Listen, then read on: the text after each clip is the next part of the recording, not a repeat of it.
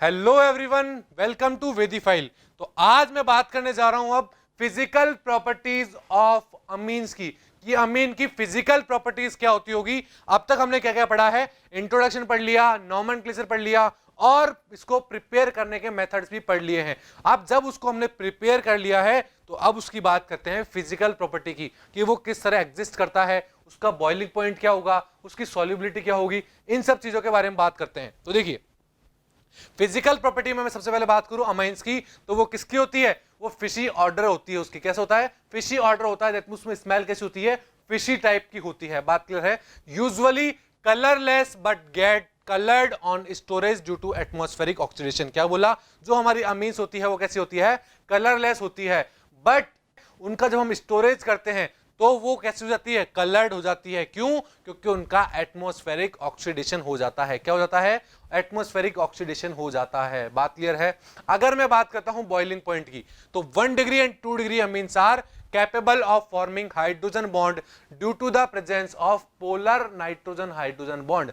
क्या बोला मैंने, जो 1 डिग्री और 2 डिग्री अमीन होती है वो क्या करती है हमारी, बताइए, वो हाइड्रोजन बॉन्ड फॉर्म करती है। क्यों, क्योंकि वहां पर एक पोलर क्या होते हैं, नाइट्रोजन हाइड्रोजन बॉन्ड प्रेजेंट होते हैं। इस वजह से वहां हाइड्रोजन बॉन्डिंग प्रेजेंट होती है, इसलिए हमने बोला कि वो हाइड्रोजन बॉन्ड फॉर्म करती है मेरी कौन सी, 1 डिग्री और 2 डिग्री। बट 3 डिग्री अमीन जो होती है वो उनके पास कोई भी हाइड्रोजन नहीं होता है, तो वो हाइड्रोजन बॉन्ड भी क्या होता है, हाइड्रोजन बॉन्ड फॉर्म नहीं कर पाते। That means 3 degree amine don't contain hydrogen atom, so the formation of hydrogen bond is not possible by 3 degree amine. बात क्लियर है। अगर मैं बात करूं intermolecular hydrogen bond formed in greater extent in 1 degree amine than in 2 degree amine, as there are 2 hydrogen atom are available for hydrogen bonding formation in 1 degree amine। क्या बोला मैंने, जो इंटरमॉलिक्यूलर हाइड्रोजन बॉन्डिंग होती है वो मेरी 1 degree amine के अंदर ज्यादा होती है और 2 डिग्री अमीन के अंदर कम होती है। ऐसा क्यों, क्योंकि 1 डिग्री अमीन जो होता है उसके अंदर 2 हाइड्रोजन प्रेजेंट होते हैं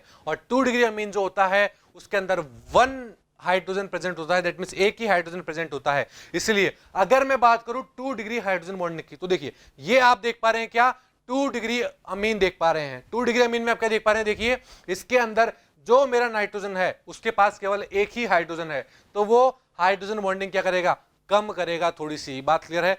बट मैं बात करूं अगर hydrogen bonding in 1 degree amine, तो 1 डिग्री अमीन में आप क्या देख पा रहे हो, यहां पर देखिए नाइट्रोजन के पास 2 हाइड्रोजन है और नाइट्रोजन के पास 2 हाइड्रोजन है तो वो दूसरे अमीन मॉलिक्यूल के साथ देखिए 2 हाइड्रोजन बॉन्ड के साथ जुड़े हुए हैं। जबकि 2 डिग्री हमने देखा था कि केवल आप देख पा रहे हैं यहां पर कि एक ही हाइड्रोजन के साथ वो जुड़ा हो सकता है। दैट मींस एक ही हाइड्रोजन बॉन्डिंग कर रखी है। बट 1 डिग्री में आपने क्या देखा कि 2 तरह की हाइड्रोजन बॉन्डिंग कर रखी है। किसने, हमारे 1 डिग्री अमीन ने। बात क्लियर है। So this according to above fact the order of boiling point of isomeric amines are 1 degree is greater than 2 degree and is greater than 3 degree. इसीलिए हमने बोला कि 1 डिग्री जो होंगे उनका बॉइलिंग पॉइंट ज्यादा होगा बिकॉज उनके अंदर बहुत ज्यादा हाइड्रोजन बॉन्डिंग होती है।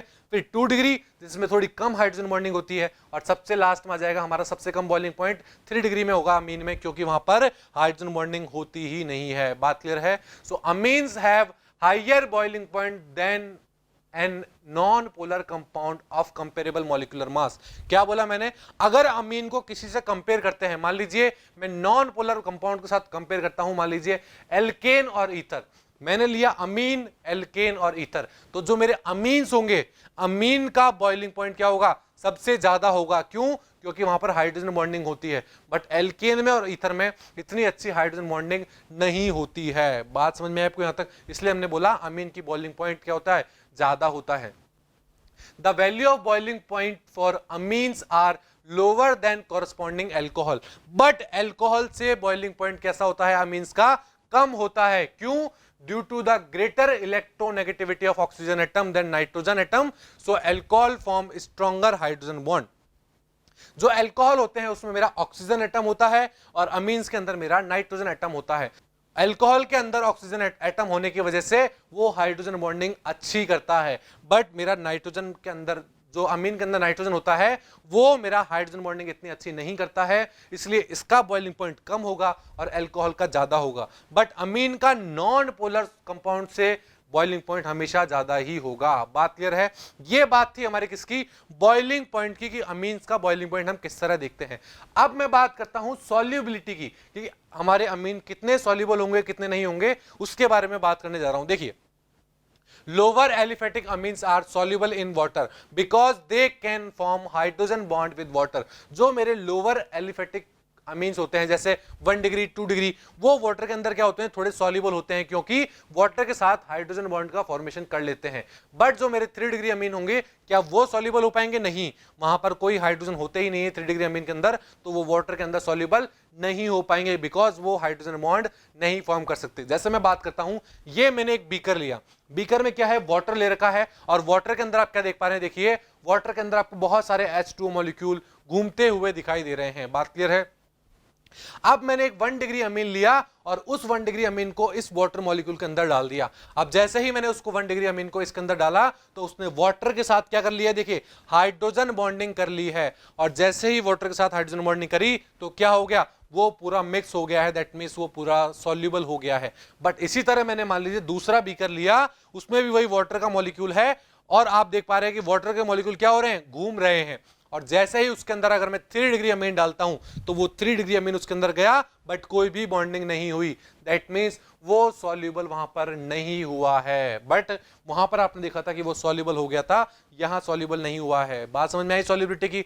तो सॉल्युबिलिटी की अगर मैं बात करूं, solubility decrease with increase in molecular mass. क्या बोला मैंने, जो मेरे सॉल्युबिलिटी होती है वो डिक्रीज हो जाती है अगर उसका मॉलिक्यूलर मास इंक्रीज होता है। ऐसा क्यों?